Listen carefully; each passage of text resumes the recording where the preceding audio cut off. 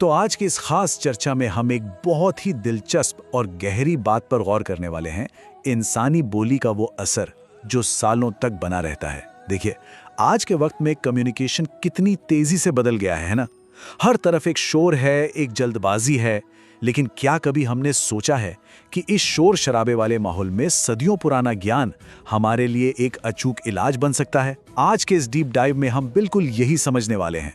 हम देखेंगे कि हमारे मुंह से निकले शब्द सिर्फ हवा में गायब नहीं होते, बल्कि वो एक बहुत गहरी गूंज छोड़ जाते हैं। जरा सोचिए, क्या सिर्फ एक अकेला शब्द किसी का दिल तोड़ने के लिए काफी है? या फिर क्या एक छोटा सा शब्द किसी का पूरा दिन बना सकता है? यह सवाल सुनने में बहुत सीधा सा लगता है, लेकिन सच मानिए, इसके मायने बहुत गहरे हैं। शब्द देखने में भले ही छोटे हों, लेकिन इंसानी जज्बातों पर इनका जो असर होता है ना, वो सच में बहुत विशाल है। हम सबने अपनी जिंदगी में कभी ना कभी यह महसूस किया होगा कि किसी के एक कठोर शब्द ने हमें अंदर तक दुखी कर दिया, या किसी की एक मीठी बात ने हमारे उदास चेहरे पर तुरंत मुस्कान ला दी। यही है हमारे शब्दों की असली ताकत। और यही बात हमें 15वीं शताब्दी के महान संत कबीर के उस अनमोल दोहे की तरफ ले जाती है।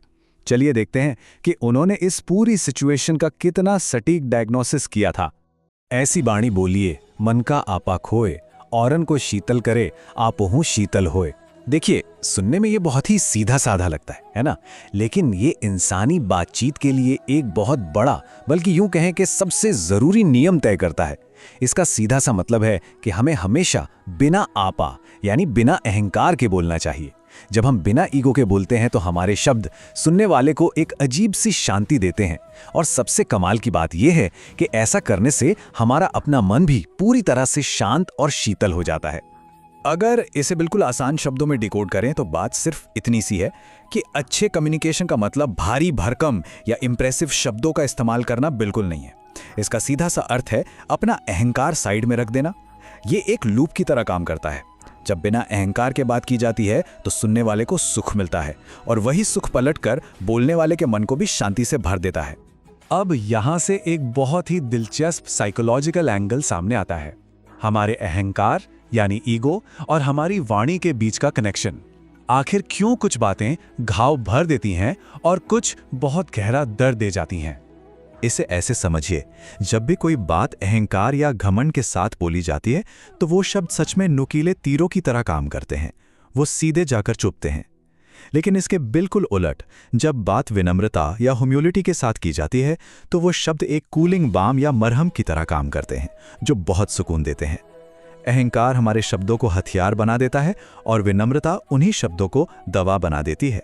मतलब सारा खेल सिर्फ इस बात का नहीं है कि क्या कहा गया है, बल्कि इस बात का है कि उसे कैसे कहा गया है।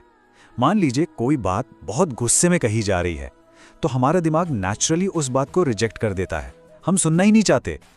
लेकिन अगर बिल्कुल वही बात, जी हाँ बिल्कुल वही बात, प्यार और सम्मान के साथ कही जाए तो दिल खुद ब खुद उसे मान लेता है।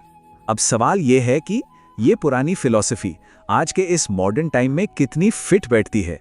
चलिए इसे हमारे आज के डिजिटल और रियल लाइफ के अराजक माहौल से जोड़कर देखते हैं। हम सब हर दिन इसके गवाह बनते हैं।